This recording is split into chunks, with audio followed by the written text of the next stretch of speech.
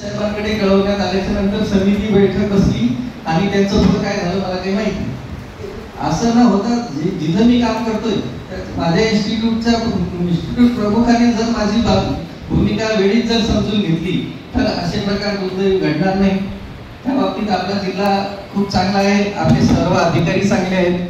आपल्या इथं असा कुठलाही प्रकार घडत असला तर आपली एक छोटी बहीण म्हणून, आपल्या घरातले सदस्य म्हणून आपल्या जिल्ह्यातले सगळे अधिकारी धावून येतात व त्याचाच परिपाक म्हणून आपण आज सगळेजण इथं हजर आहोत. असं कुठलाही प्रकार घडत असेल किंवा कोणी आपल्या जिल्ह्यात, सर्व जिल्ह्याच्या सगळ्या संघटनांचे अध्यक्ष म्हणा, सदस्य म्हणा, आपण सगळेच अध्यक्ष आहे, सगळे सदस्य आहे.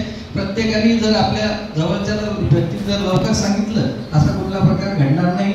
आपल्या जिल्ह्यातले सर्व कर्मचारी आरोग्यामध्ये या अशा कोणत्याही प्रकाराला थारा देणार नाही व आपण सुद्धा आपल्या कार्यालयात आपल्या सहकार्यांसोबत असं कुठलंही गैरवर्तन करणार नाही याची मी आपल्याला सर्वांना हमी देतो. आणि या सर्व जो काय म्हणजे प्रकार घडलेला आहे याचा निषेध करून बायकर सरांनी सांगितल्याप्रमाणे याचा जोपर्यंत निर्णय लागत नाही तोपर्यंत आपण सर्वजण एक दिलाने लढत राहू. धन्यवाद सर.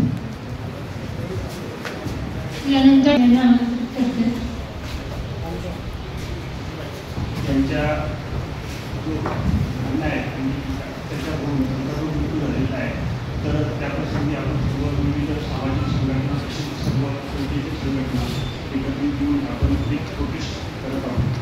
तर असे प्रकार निश्चितच होऊ नये आणि हे आपण जे सोबत प्रोटेस्ट करतो आपल्याला एक आंदोलनातून भूमिकापर्यंत घ्यावं लागत असते तर ह्या घटना परत होऊ नये याच्यासाठी असतं.